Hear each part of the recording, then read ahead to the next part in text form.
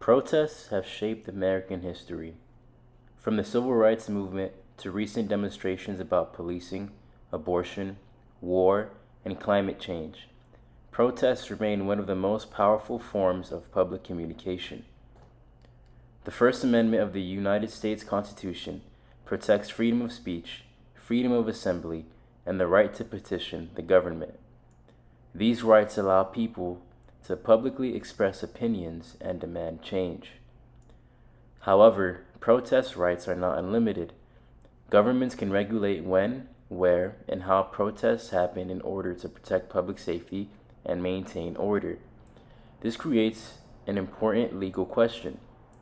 How far does free speech go when people protest in public spaces? Understanding this issue matters for journalists, public relations professionals, activists, and anyone communicating in the public sphere. The First Amendment states that Congress shall make no law abridging freedom of speech or the right of the people peaceably to assemble. Courts have interpreted this protection broadly, especially for political speech, which receives the highest constitutional protection. One major legal principle is the public forum doctrine. Traditional public forums include streets, sidewalks, and parks. In these spaces, speech protections are strongest. In Hague v. CIO in 1939, the Supreme Court ruled that streets and parks have historically been held in trust for public expression. Still, the government may impose time, place, and manner restrictions. These rules must be content neutral, narrowly tailored, serve a significant government interest, and leave open alternative ways to communicate.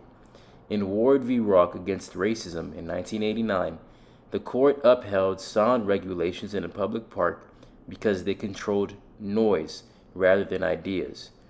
Another important case is Cox v. Louisiana in 1965, where the court recognized protest rights, but also noted that authorities can regulate demonstrations to preserve order. Speech that incites imminent lawless action is not protected. In Brandenburg v. Ohio, 1969, the court ruled that advocacy can only be punished when it is directed to inciting immediate illegal conduct and likely to produce it. This means peaceful protest is protected, but violence, rioting, blocking emergency access, or direct threats may lose protection. A strong modern example is the nationwide protests following the death of George Floyd in 2020. Millions marched peacefully across the country, exercising their First Amendment right. These demonstrations drew attention to policing and racial justice and influenced public debate, corporate messaging, and policy discussions.